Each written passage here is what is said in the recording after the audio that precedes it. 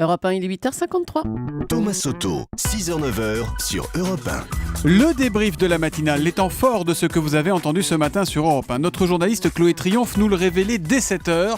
Mohamed Merah a participé avec 2 autres hommes à un braquage de bijouterie entre le meurtre du militaire de Montauban et la tuerie de l'école juive de Toulouse. Écoutez le témoignage exclusif du bijoutier qui a été braqué par Merah. Il était au micro de Benjamin Peter, c'était à 8h tout à l'heure. Un sur le côté avec le pistolet, l'autre derrière moi qui me plantait un tournevis dans l'eau du cou. J'ai ouvert le coffre qu'ils l'ont vidé et trouvé qu'il n'y avait pas assez d'or. Les policiers sont venus vous interroger sur le lien éventuel avec Merah, sur qui était... Oui, parce que quand il a cassé la vitrine d'argent, son chargeur a dû se défaire un peu. Il a ramassé le chargeur, mais il y a une balle qui a dû sortir. Et il y avait correspondance avec l'arme qu'il avait quand ils l'ont abattu dans son appartement. Commentaire de Canard du Midi sur Twitter avec le hashtag un matin. Mohamed Merah, loup solitaire ou braqueur en bande organisée. L'info d'Europe 1 qui relance l'affaire. La 3e conférence nationale du handicap va se tenir ce matin même à l'Elysée. Et pour Joseph Chauvanec, autiste et docteur en philosophie, ce sera encore une conférence pour rien.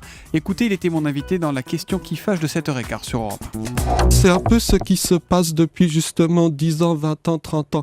Même s'il y a eu quelques progrès sur certains points, mais pas sur d'autres. Profitons des quelques secondes qui vous restent là. Parlez à François Hollande. C'est ce matin à l'Elysée. Il vous écoute peut-être, il écoute peut-être Europe 1 ce matin. Quel est le message que vous lui faites passer ? Qu'il n'ait pas peur de passer de bons moments en compagnie de personnes handicapées. Il n'y a rien à craindre, il n'y a que du bonheur, je dirais. On parle souvent d'enfants autistes, rarement de ce qu'ils deviennent. Preuve est faite qu'ils peuvent être de brillants adultes, écrit Gérard sur Twitter avec le hashtag un matin. Le collectif des gars pilleurs en ont assez du gaspillage alimentaire et ils viennent piller la nuit les poubelles des hypermarchés. Je vais y arriver. Notre correspondant François Coulon les a rencontrés. Écoutez, c'était à 8h. Tout ça, ça sort des poubelles du supermarché. C'est horrible, il y en a plein qui crèvent la dalle. Et vous avez vu, tout ça se mange là, c'est encore bon, les brioches, trop de gaspillage quoi, c'est lamentable. Nous, c'est de la désobéissance civile qu'on fait. Quand les lois nous brident, on les shoot. La baisse des taux pour les crédits immobiliers commence à inquiéter certaines banques, qui voient leur marge fondre. Ce sujet vous a énormément fait réagir au 3921 et sur europe1.fr. Et c'est Laurent qui nous appelle ce matin. Bonjour Laurent. Oui, bonjour Thomas. Quelle est votre question Laurent ? Oui, je voulais savoir s'il était intéressant de renégocier son prêt immobilier lorsque nous avons un taux de 4,5% et qu'il reste 3 ans à rembourser.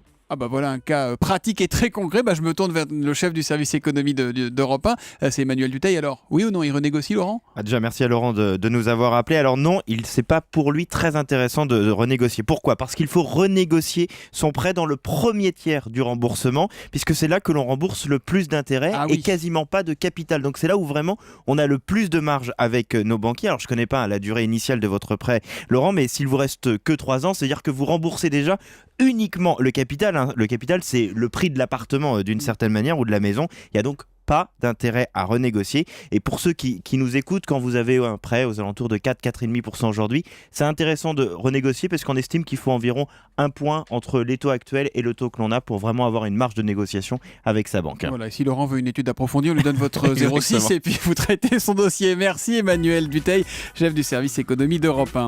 Louis, Mathieu, autrement dit M, Joseph et Anna Chédid vont monter sur scène ensemble. Ils étaient tous les 4 mes invités pour l'interview vérité tout à l'heure. Et pour M, le grand frère, ce n'est pas si simple de chanter en famille. Écoutez, c'était à 7h45.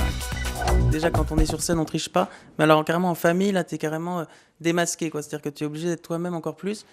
Et moi, ce qui m'amuse, c'est d'aller chercher aussi la fragilité qu'il y a en nous et que ça nous déstabilise parfois un peu parce qu'on est face au frère, au père, à la sœur. C'est plus difficile, c'est plus compliqué. On se sent plus jugé, peut-être ? Non, c'est pas jugé, mais plus... on peut pas faire le malin, quoi, quelque part. On est obligé d'être extrêmement juste. Les Chédid qui nous ont offert un petit avant-goût de leur tournée, écoutez. On ne dit jamais assez. Et M qui entre dans la danse. Aux gens qu'on aime, pas peur de les gêner.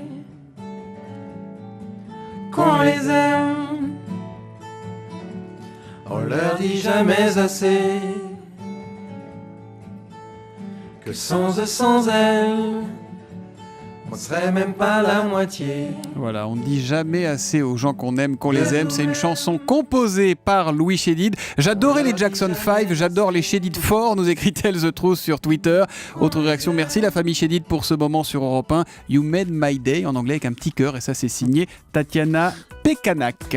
C'est une tournée Europe 1, les Chédid, qui démarrera en mai 2015. La billetterie pour ces concerts ouvre à 10h ce matin.